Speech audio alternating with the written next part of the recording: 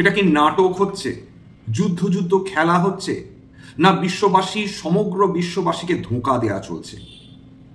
Iran নাকি বলেছে যে এই টার্গেটগুলোতে আমরা আঘাত করব, আপনারা জায়গাগুলো খালি করুন। ডোনাল্ড ট্রাম্পের বক্তব্য যে আপনাদের ধন্যবাদ, এটা আগে বলে দেওয়ার জন্য।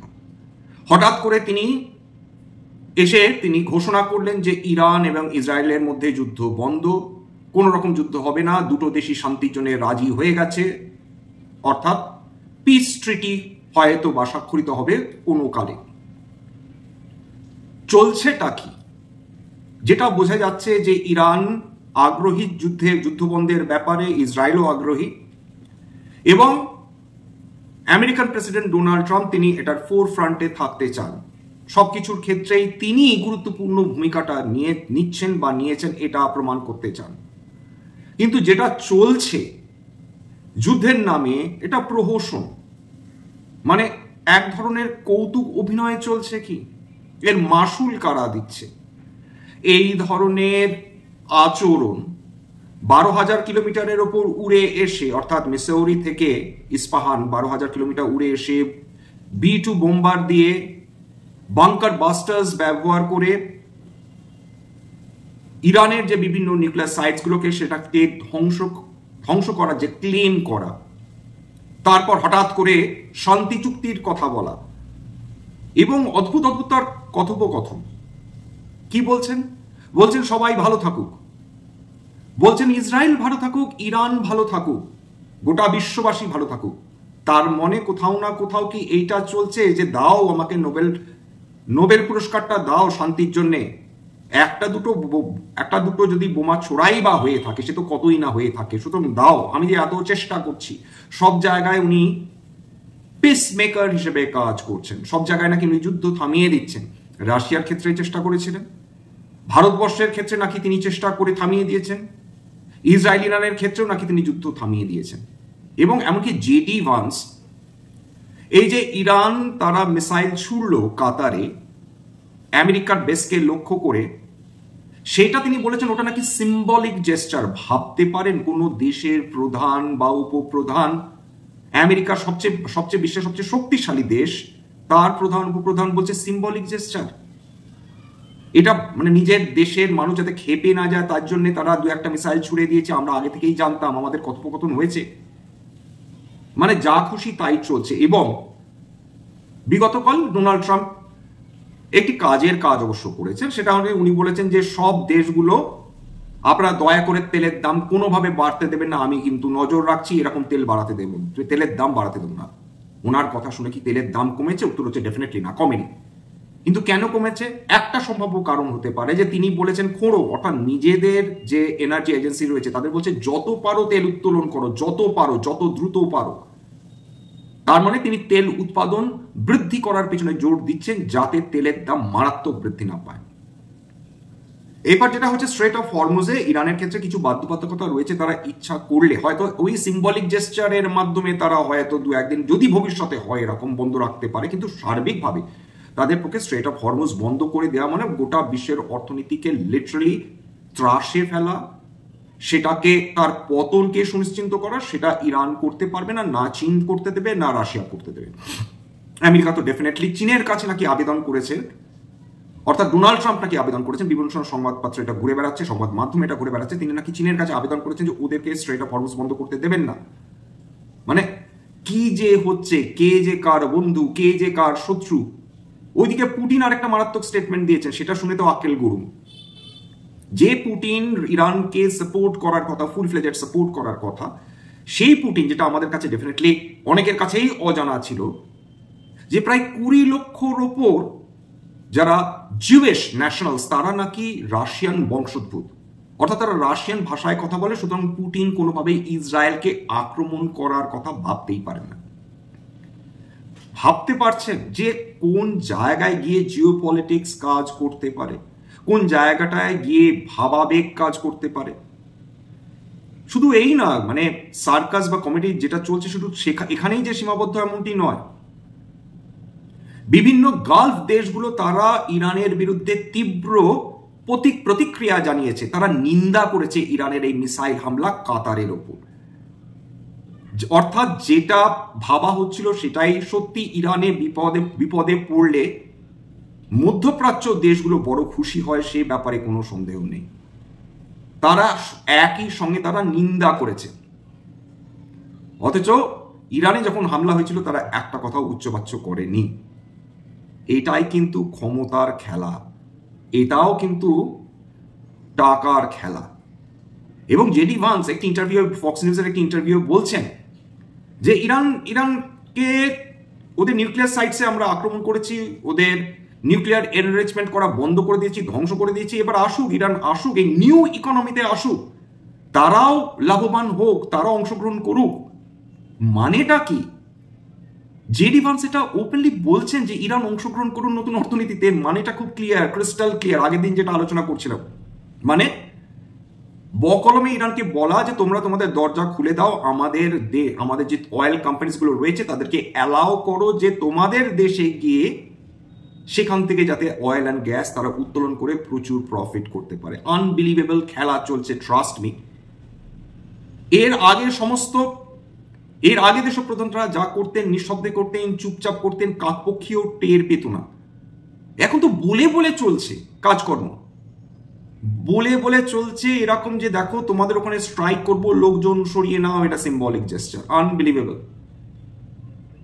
মানে তোমার ওখানে স্ট্রাইক করব, লোককে, আমার দেশের লোককে দেখাবো যে দেখো আমি তোমার ওখানে স্ট্রাইক করেছি, অলরেডি আমি যা কাজকর্ম করে রেখেছি। অর্থাৎ ট্রাম্পের যদি ক্ষেত্রে দিক থেকে চিন্তা করতে হয় তাহলে দেশের লোক ক্ষেপে রয়েছে। এরকম ট্যারিফের ফলে নিঃসন্দেহে ইনফ্লেশন বাড়বে, একটা রিসেশন আসার সম্ভাবনা তৈরি হবে, আনএমপ্লয়মেন্ট বৃদ্ধি পাওয়ার সম্ভাবনা তৈরি হবে। মানে এগুলো হওয়ার সম্ভাবনা প্রবল যদি সত্যি সত্যি এই ট্যারিফ যে ট্যান্ট্রাম চলছে সেটা যদি বজায় থাকে। তো মানে যা খুশি তাই। ট্রাম্পের একটা মানে তার বক্তব্য না শুনলে আপনারা বিশ্বাস করবেন না। তিনি বলছেন তার এনার্জি ডিপার্টমেন্ট অফ এনার্জিকে, ড্রিল বেবি ড্রিল, শব্দ চয়ন খেয়াল করে দেখুন। And I mean now everyone keep oil prices down. I'm watching. You are playing right into the hands of the enemy. Don't do it. পরোক্ষে হুমকি, ধমকি। এবং petroleum product, crude oil, Brent oil, Murban crude গত দুদিনে যে জায়গায় উঠেছিল তার থেকে আরো বেশি পতন হয়েছে। কেবলমাত্র আজকের এক সময় প্রায়, মানে যদি আপনারা ভারতীয় মুদ্রায় দেখেন, সেটা মোটামুটি 5,400-র কাছাকাছি নেমে এসেছিল। কালকের পতন হয়েছে, আজকের এক সময় প্রায় 6% কাছে পতন। সোনার দাম খেয়াল করে দেখুন, আজকে সোনার দাম দেখবেন যে প্রতি 10 গ্রাম প্রায় 2,000 টাকার বেশি পতন হয়েছে। 2,000 টাকা, 2%-এর বেশি পতন হয়েছে। অর্থাৎ রিস্ক অফ। বিশ্ব মনে করছে আর গন্ডগোল হওয়ার সম্ভাবনা কম। এবার মজার ব্যাপার হচ্ছে বিশ্বে তো অনেক কিছুই মনে করছিল। বিশ্ব তো আশঙ্কা করছিল বড় যুদ্ধে পরিণত হবে, তৃতীয় বিশ্বযুদ্ধে পরিণত হবে। তার ফলে পেট্রোল ডিজেলের দাম বা crude oil, Murban crude, West Texas Intermediate যাই বলুন না কেন, বিভিন্ন ক্রুড বাস্কেট, তার দাম হু হু করে বৃদ্ধি পাচ্ছিল। একদিন 13% উত্থান। আজকে সেটা কত সাংঘাতিকভাবে নিচে নেমে চলে এসেছে। সোমবার তো প্রায় 6%-এর বেশি বিভিন্ন মানে ক্রুড বাস্কেটের পতন হয়েছিল।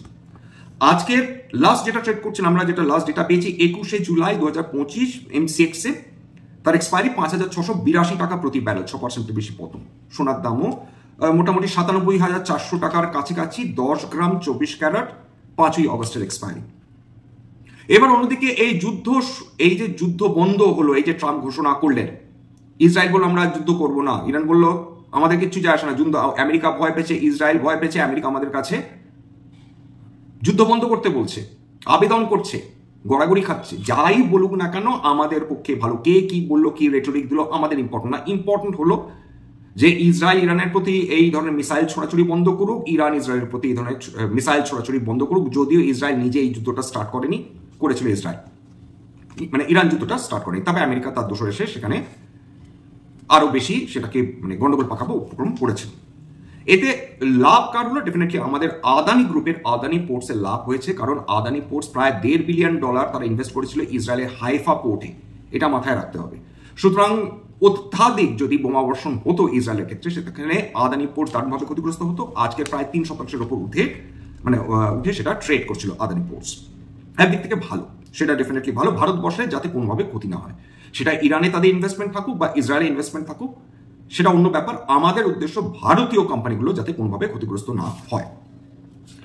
এবার দেখুন ট্রাম্পের আজকের সকালবেলা আমরা যে তার ট্রুথ সোশ্যাল বলে একটা হ্যান্ডেল রয়েছে, সেখানে তিনি বলছেন, কোট করছি ইন ভারবাটিম, সেখানে তিনি বলছেন Israel and Iran came to me, এত বড় কথা বলছেন যে আমি করিয়েছি ওদের শান্তি চুক্তি, অলমোস্ট সিমলটেনিয়াসলি, প্রায় একসঙ্গে, অ্যান্ড সেড পিস, শান্তি চাই আমাদের। আচ্ছা, I know the time was now, আমি জানতাম যে এই সময়ে এটা প্রয়োজন রয়েছে। The world and the Middle East আর দ্য রিয়েল উইনার্স। অদ্ভুত তার শব্দের চয়ন, যাই বলুন না কেন, যতই দুষ্টু প্রকৃতির লোক হোক না কেন, তার একটা ম্যাগনেটিক পার্সোনালিটি রয়েছে ডেফিনেটলি। লাভ, আচ্ছা, both Nations will see tremendous love, piece and prosperity. শান্তি, প্রেম, সমৃদ্ধি সব একসঙ্গে এই দুটি দেশ পাবে ইন দেয়ার ফিউচার্স, ভবিষ্যতে। They have so much to gain and it so much to lose if they stray from the road of righteousness and truth. ভাবা যায়, মানে সততার পথে চলার উপদেশ দিচ্ছেন উনি। Unbelievable. The future for Israel and Iran is unlimited. এরা ভবিষ্যতে অত্যন্ত সমৃদ্ধশালী হবে। And filled with great promise, God bless you both. মানে এরকম মানে সত্যি সত্যি যেটাকে বলে, যদি গল্পের গরু গাছে ওঠে যাকে বলা যায়, যে এক্স্যাক্টলি তাই হয়ে চলেছে। ফলে ক্রুড বাস্কেটগুলোর দিকে তাকিয়ে দেখুন, WTI ক্রুড আজকে $66.39 লাস্ট ট্রেড করছিল, 3% উপর পতন। কালকে তো পতন হয়েছিল। ব্রেন্ট ক্রুড $70 নিচে নেমে গেছে, $69.29 প্রতি ব্যারেল ট্রেড করছিল। মার্বান ক্রুড বলা হয় বিশ্বের সবচেয়ে উৎকৃষ্ট মানের তেল, সেটা $69.9 প্রতি ব্যারেল ট্রেড করছিল। West Texas intermediate Midland $67.38 trade করছিল, প্রায় 2.5 থেকে 3% পতন। ফলে ডিফেন্স সেক্টরগুলোর কি হলো এবার বুঝতেই পারছেন। যুদ্ধ থাকলে ডিফেন্স সেক্টরে যাকে বলে, যাকে লিটারালি হইচই পড়ে যায়, কি কোনটা কত শতাংশ উঠবে, বিগত কালই আপনাদের সঙ্গে আলোচনা করছিলাম, সেখানে কি কি বিপুল যে উত্থান, সেটা আপনারা ডেফিনেটলি দেখতে পেয়েছিলেন। দুর্দান্ত উত্থান এসেছিল, সহজেই আপনারা বুঝতে পেরেছিলেন। আজকে দেখুন কিরকম পতন এসছে। অ্যাপোলো মাইক্রো সিস্টেমস 3%-এর উপর, অ্যাস্ট্রো মাইক্রো 4.5%-এর উপর। এছাড়া কোচিন শিপইয়ার্ড প্রায় 2.5%, ডেটা প্যাটার্নস প্রায় 3%, গার্ডেন রিচ শিপইয়ার্ড সেটা প্রায় 8%। তারপর যেটা রয়েছে হ্যাল প্রায় 2.5%-এর উপর পতন। এছাড়া MTR টেকনোলজিস 2%-এর উপর পতন, পরশ ডিফেন্স 4%-এর উপর পতন। কেবলমাত্র Swan defence upper circuit 4.9%, Unimech Aerospace এটা 3%-এর উপর পতন। যেটা আইডিয়া ফোর্স টেকনোলজি কালকে 10% আপার সার্কিট খেয়েছিল, একসময় এটা 2%-এর উপর নেমে ট্রেড করছিল, তবে সামান্য কিছুটা কারেকশন হয়েছে। এবার চলে আসি যে এই যে তেলের দাম এত নামলো, খেয়াল করে দেখেছেন যে মার্কেট, আজকের মার্কেট 310-320 পয়েন্টের উপর উঠে গেছিল। নিফটি, সেন্সেক্স উঠে গেছিল 1000 পয়েন্টের উপর। সেখান থেকে ড্রামাটিক কারেকশন আসছে, মারাত্মক পতন। নিফটি প্রায় 300 পয়েন্টেরও বেশি পতন দেখেছে একসময়। মানে যে জায়গায় নিফটি বন্ধ হয়েছে বা সেন্সেক্স বন্ধ হয়েছে, সেটা কিছুই নয়, ট্রু রিফ্লেকশন নয় বলা যেতে পারে। ট্রেডার্সরা প্রফিট বুকিং করেছেন, তারা বুঝতে পারছেন না জানি কালকের কি হয়। কিন্তু ওভারঅল আজকে যে মার্কেটে পতন এলো, তার জন্য কারা দায়ী? তার জন্য দায়ী আপস্ট্রিম কোম্পানিজগুলো, যারা মূলত তেল উত্তোলন করে। খেয়াল করতে গেছেন আজকের ওএনজিসির কি অবস্থা, প্রায় 3% পতন। রিলায়েন্স ইন্ডাস্ট্রিজ একসময় 1% উত্থান, সেখান থেকে প্রায় 8%-এর কাছাকাছি পতন। অয়েল ইন্ডিয়াতে পতন। আপস্ট্রিম কোম্পানি যারা তেল উত্তোলন করে, মাটি থেকে তেল তোলে, কাঁচা তেল, তাদের মারাত্মক ক্ষতি হয়েছে। কারণ ক্রুড অয়েলের দাম যত কমবে, যারা তেল উত্তোলন করবে তাদের কস্ট অফ ম্যানুফ্যাকচারিং অনেক বেড়ে যাবে। কিন্তু যারা ডাউনস্ট্রিম কোম্পানি, সেগুলোতে দেখুন প্রত্যেকটা পজিটিভ। কেন? কারণ তারা ক্রুড অয়েল কিনে খোলা বাজারে তেল শোধন করে বিক্রি করে। তার মানে যেটা, ক্রুড অয়েলের দাম যত কমবে তত BPCL, HPCL, ইন্ডিয়ান অয়েলের মতন কোম্পানিগুলো লাভবান হবে। এই জন্যে সমস্ত তেল কোম্পানিকে একই চোখে দেখতে নেই। এই জন্য আমাদের আপস্ট্রিম কোম্পানিজগুলো কাকে বলে, ডাউনস্ট্রিম কোম্পানিজগুলো কাকে বলে, এটা সব সময় মাথায় রাখতে হবে। কারণ তেলের দাম নামলেই যে সমস্ত তেল কোম্পানিগুলো লাভবান হবে তা নয়। আরেকটা জিনিস খেয়াল করে দেখুন যে রিলায়েন্স ইন্ডাস্ট্রিজ মতন যেটা কোম্পানি রয়েছে, তাদের মানে তারা হচ্ছে শাখের করা, এদিকে গেলেও কাটবে, ওদিকে গেলেও কাটবে। কেন? রিলায়েন্স ইন্ডাস্ট্রিজ তেল উত্তোলন নিঃসন্দেহে করে, কিন্তু তারা বিপুল পরিমাণ তেল, কাঁচা তেল বিদেশ থেকে কিনে শোধন করে ইউরোপ বা অন্যান্য দেশে তারা বিক্রি করে থাকে। ভারতবর্ষ তো ডেফিনেটলি বটে। ফলে যখনই কাঁচা তেলের দাম বৃদ্ধি পাবে, তাদের একদিকে থেকে লস হবে, কারণ ডাউনস্ট্রিম তাদের একটা অংশ। তাদের তার মানে যদি একটা মধ্যবর্তী অবস্থার মধ্যে থাকে কাঁচা অপরিশোধিত জ্বালানি তেল বা ক্রুড অয়েল, তাহলে রিলায়েন্স ইন্ডাস্ট্রিজ তখন তাদের এই যে ভার্টিকালটা তাদের অয়েল টু পেট্রোকেমিক্যালস, তখন তাদের প্রফিটেবিলিটি বৃদ্ধি হওয়ার সম্ভাবনা থাকে। যাক, আজকে জেনে নিই যে কোন কোন কোম্পানি সর্বাধিক পতন দেখেছে। কেপিআইটি টেকনোলজিস, তাদের গাইডেন্স খুব একটা আহামরি নয়, প্রায় 6% কাছে পতন। অয়েল ইন্ডিয়া ডাউনস্ট্রিম কোম্পানি 5.5%-এর উপর পতন। বিডিএল ডিফেন্স কোম্পানি প্রায় 4%-এর কাছে পতন। ওএনজিসি প্রায় 3%-এর কাছে পতন। হ্যাল ডিফেন্স কোম্পানি প্রায় 2.5%-এর কাছাকাছি পতন। এছাড়া দুটো যেটাকে বলে কনজিউমার কোম্পানি, এফএসএনই নাইকা সেটা প্রায় 2.5%-এর কাছে পতন। অ্যাভিনিউ সুপারমার্ট 2%-এর কাছে পতন। ম্যাজগাঁও ডক শিপবিল্ডিং 1.67% পতন। পিবি ফিনটেক 1.67% পতন। এছাড়া Muthoot finance, power grid, Trent, Granules India, IRB infra 1 থেকে 1.5%-এর মধ্যে পতন। সর্বাধিক উত্থান টিটাগড় রেল সিস্টেমস 5%-এর উপর উত্থান। ভোদাফোন আইডিয়া 4%-এর প্রায় 5%-এর কাছাকাছি উত্থান। কেন ওঠে কেন নামে আমাকে জিজ্ঞাসা করবেন না, এই কোম্পানি কেন উঠছে কেন নামছে সেটা খুব ডিফিকাল্ট বলা। ডেলিভারি 4%-এর উপর উত্থান। একই কথা সাজে এই কোম্পানির ক্ষেত্রে। ডেলিভারি নিয়মিত কোয়ার্টার আফটার কোয়ার্টার এরা কয়েকশো কোটি টাকা করে তারা লস করে। অম্বুজা সিমেন্টস 3%-এর উপর 3.5%-এর উপর উত্থান। এছাড়া এলটি ফিন্যান্স, হিন্দুস্তান পেট্রোলিয়াম এটা 3%-এর উপর উত্থান, এটা কিন্তু downstream company. SAIL, Indus Towers, M M financial, Piramal pharma এরাও 3%, ইউনিয়ন ব্যাংক 3%-এর উপর উত্থান। এছাড়া Adani green energy, SBI cards, IEX এরা 2 থেকে 3%-এর মধ্যে উত্থান দেখেছে। আজকে সেক্টরাল ইন্ডাস্ট্রিজগুলো একটু আলোচনা করিনি।